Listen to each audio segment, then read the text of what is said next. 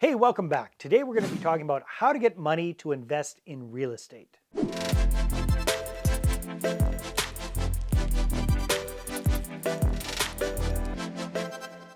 So, are you looking to invest in real estate but not sure where to get the money? Well, today we're going to be talking about 7 different ways to get the money to invest in real estate. Whether you're brand new to real estate investing or you're a seasoned pro, money's not going to be a problem after this video. All right, the first way to get money to invest in real estate is to save up. That's right, that's to use your own personal savings, your own resources to buy a property. In fact, I highly recommend this for your first deal.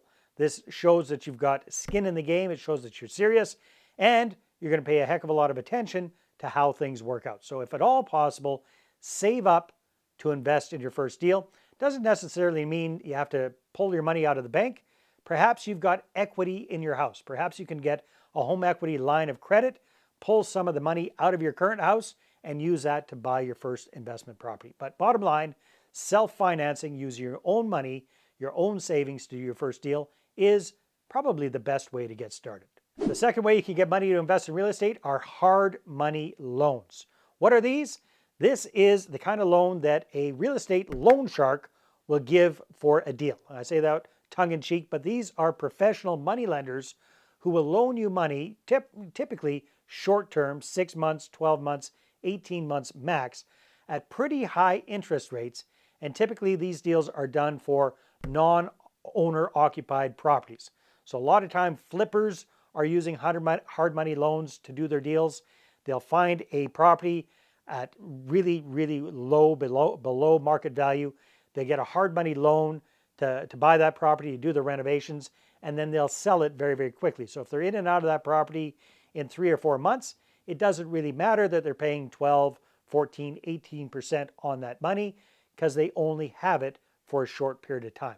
Challenges with the hard money loans are it tends to be very expensive, but it can be very fast, and they aren't looking at your own personal qualifications so much to get those kind of loans. The third option for you for getting money for your real estate deals are private money loans. So what's the difference between a private money loan and a hard money loan?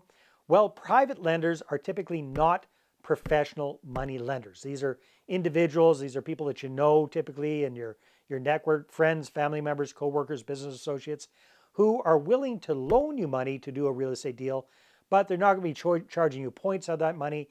Typically, they're not charging you really high interest rates either. So a great way to focus on getting these private lenders is, again, to focus on your existing network. Offer them a better return on their money than they're getting in the bank or with their stocks or bonds or their mutual funds.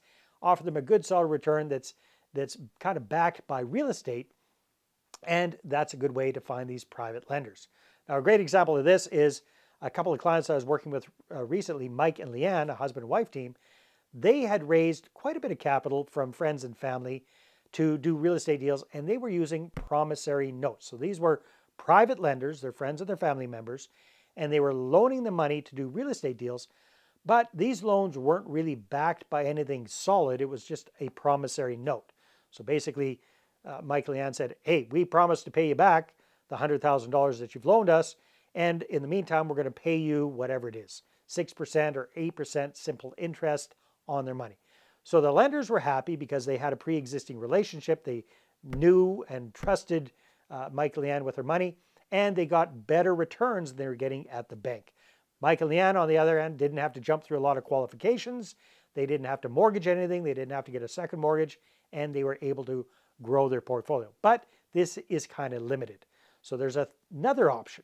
Another option is doing joint ventures. So what's the difference between a joint venture partner and a private money lender? Well, a private money lender is usually just getting a return on their money, interest on their money. But a joint venture partner is that. They are a partner. They are getting equity in the deal and a share in the profit. So quite often, joint venture partners is somebody that you're bringing on. They're bringing the cash to the table and they're bringing their credit to the table. And together, you're doing a deal and you're sharing the profits. And you say, well, Dave, why would a joint venture partner do that?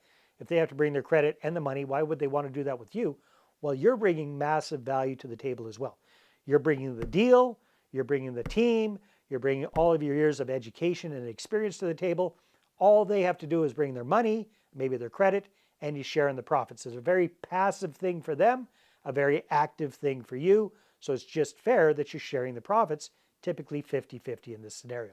So that is another way to get capital for your deals, is with joint venture partners. And last but not least, another way to get money for your deals is to actually not need money in the first place, and that is by doing creative deals.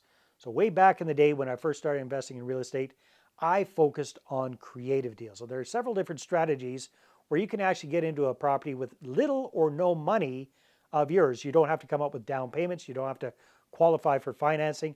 And a couple of these are lease options, where you do a rent-to-own deal with the owner of the property and you get an option to purchase it, and you get a lease on that property and a right to sublet, and then you end up selling that property to a tenant buyer. That's one way. You don't need very much money for that. You don't need to qualify.